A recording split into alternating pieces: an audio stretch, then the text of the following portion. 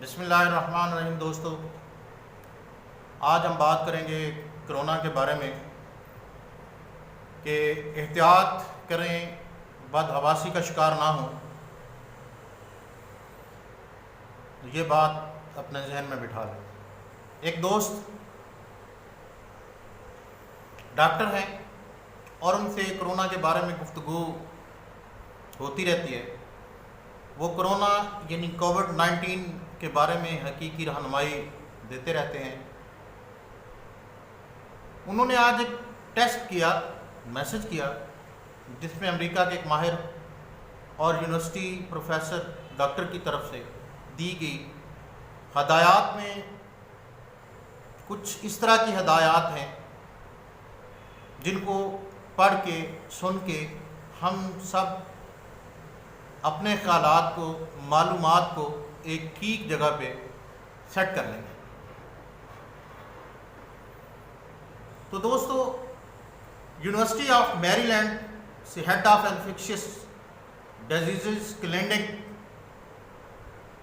کے ہیڈ جو ہیں، انہوں نے جو باتیں شیئر کی ہیں ان سے جو کچھ میں سمجھا ہوں ان کو میں نے نمبر وائز آپ کو بھی شیئر کرنے کا پروگرام بنایا ہے۔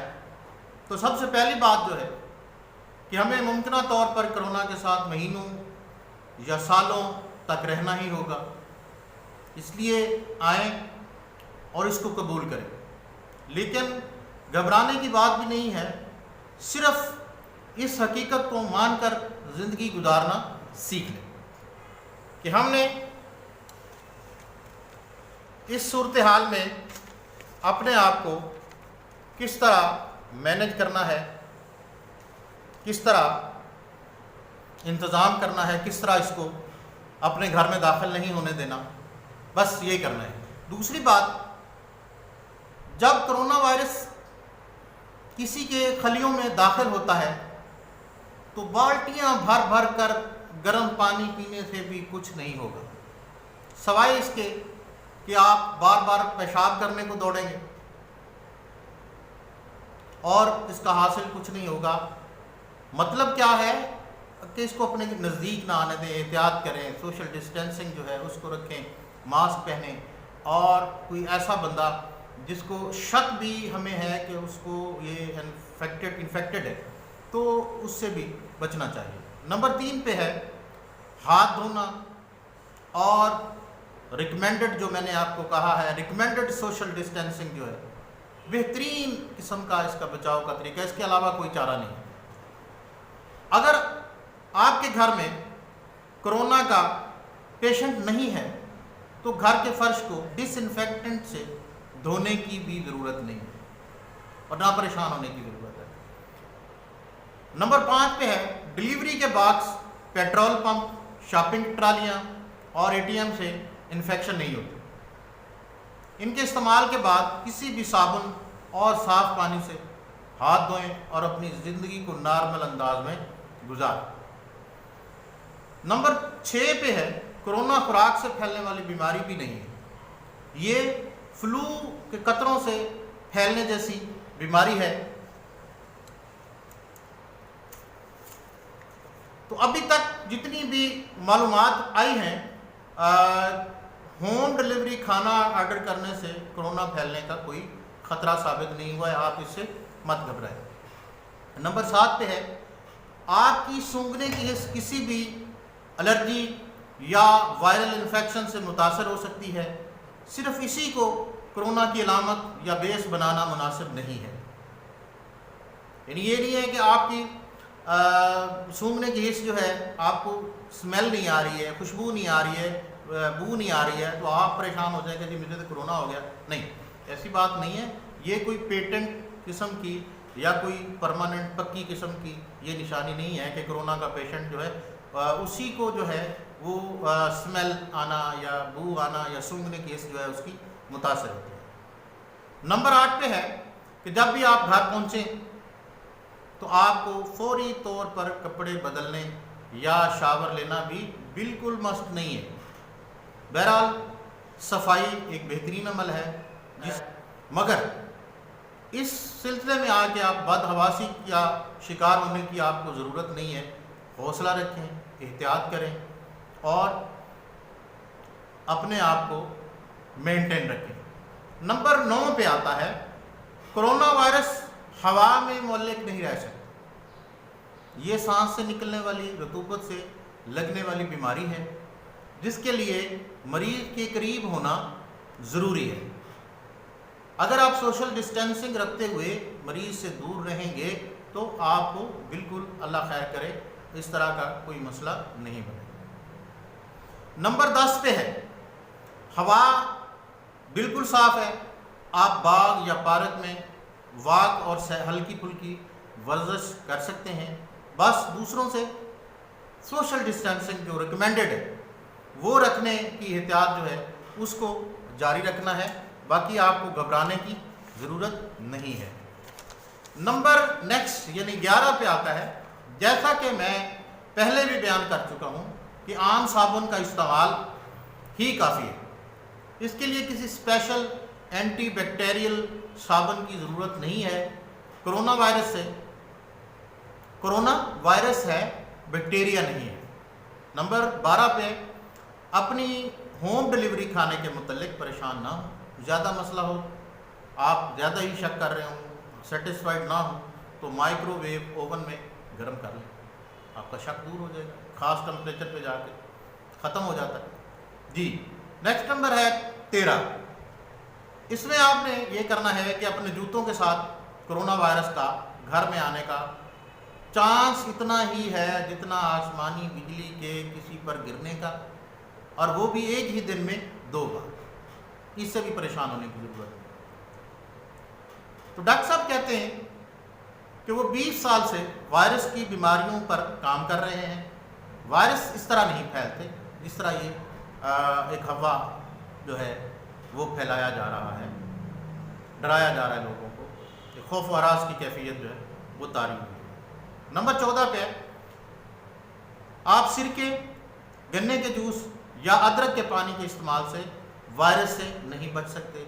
یہ مشروبات صرف آپ کی امیونٹی بڑھاتے ہیں اور مسلسل اس کا استعمال جو ہے ماسک کا وہی آپ کے لیے جہاں فائدہ مند ہے وہاں مسلسل استعمال کرنے سے آپ کے سانس لینے کے نظام اور جسم میں آکسیجن کی مقدار پر اثر ڈالتا ہے.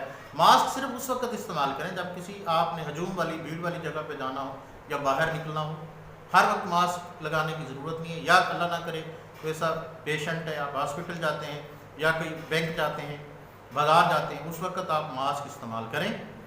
لیکن ہر وقت گھر کے اندر بھی آپ کو ماسک پہننے کی ضرورت نہیں ہے. نمبر 16 پہ دستانوں کا استعمال اچھا آئیڈیا نہیں ہے. الٹا وائرس دستانوں کے سطح پر جمع ہو جاتے ہیں اور اگر غلطی سے ہاتھ, منہ, ناک وغیرہ کو لگ جائے تو بیماری پھیلنے کا زیادہ امکان ہو جاتا ہے. بہتر ہے کہ صرف سماجی فاصلہ یعنی سوشل ڈسٹینسنگ برقرار رکھیں اور ہاتھ دھونے والی احتیاط ہی کو سختی سے اپنائے رکھیں.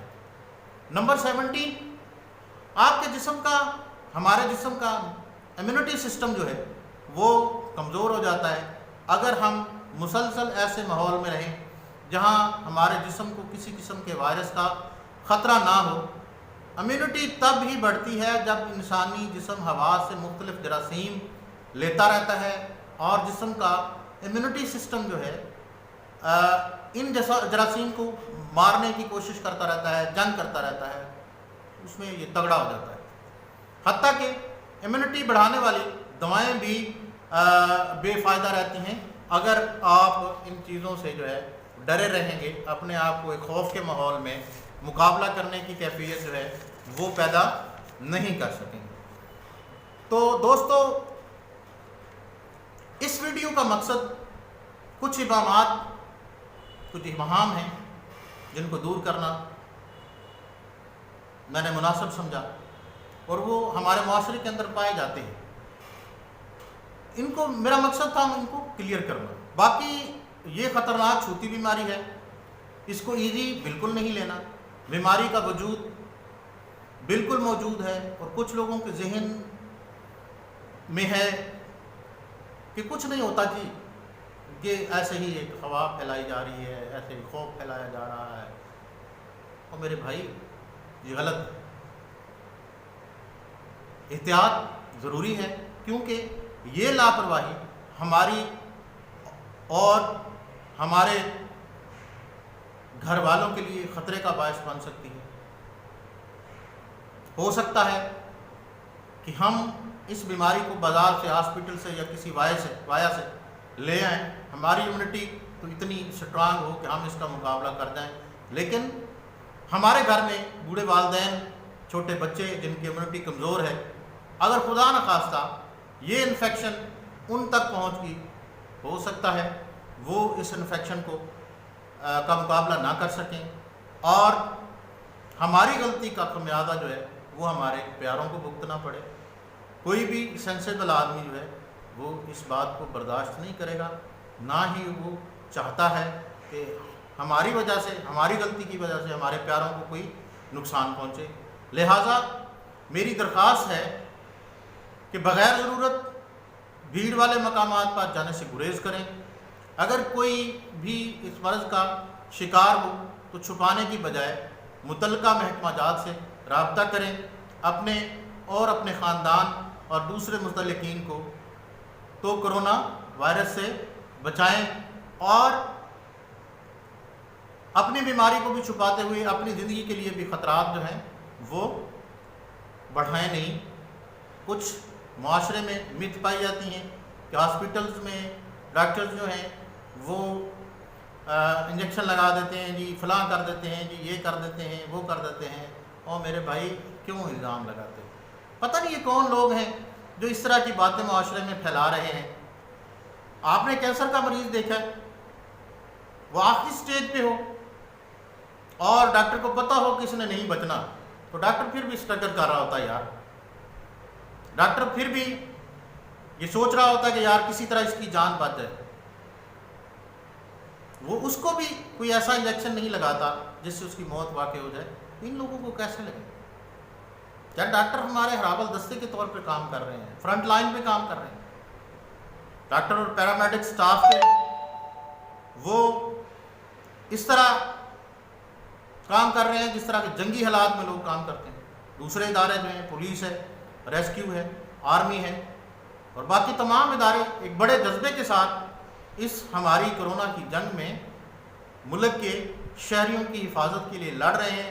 اور ہم ابھی تک انہی ابہامات میں پڑے ہوئے ہیں کہ یار وہاں علاج نہیں ہوتا، وہاں ٹیکے لگا کے لوگوں کو مار دیا جاتا ہے. خدارا اس غلط فہمی سے باہر آ جائیں، اپنے اور اپنے پیاروں کی زندگی بچانے کے لیے ہر ممکنہ کوشش کریں، اور گورنمنٹ کے ساتھ تعاون کریں تاکہ ہم اس بیماری کو جڑ سے ختم کر سکیں، اس وبا سے جان چھڑا لیں، اور پاکستان جو ہے وہ اس وبا سے پاک ہو جائے. اسی میں ہماری بقا ہے، ہماری بہتری ہے، اور ہمارے ملک کے لیے بہتری ہے. لوگوں کی باتوں میں نہ آئیں. یہ ملک دشمن عناصر، ملک کی خیرخواہی چاہنے والے لوگ نہیں ہیں جو اس طرح کی باتیں آپ کو بتاتے ہیں. ایسی کوئی بات نہیں ہے. پراپر ان پیشنٹس کا علاج کیا جاتا ہے. اب تو لوگوں کو سہولت دے دی گئی ہے کہ اگر ان کے گھر میں ماحول ٹھیک ہے، مطلوبہ سہولیات جو ہیں وہ موجود ہیں، تو گھر میں کرنٹائن ہو سکتے ہیں، اور عام میڈیسن جو ہے وہ آپ لے سکتے ہیں. لوگوں کی افواہوں پر، غلط باتوں پر یقین نہ کریں. پاکستانی بنیں، پاکستان کے متعلق سوچیں. خدا آپ کو سلامت رکھے، آپ کو ہر طرح کی وباؤں، بیماریوں سے محفوظ رکھے. میں ایک دفعہ پھر آپ سے ریکویسٹ کروں گا کہ پاکستانی بن کر سوچو، اور غلط افواہیں پھیلانے والوں کی باتوں پر کان مت دھریں. اپنا اور اپنے خاندان کا خیال رکھیں. خدا آپ کا حامی و ناصر. اللہ حافظ.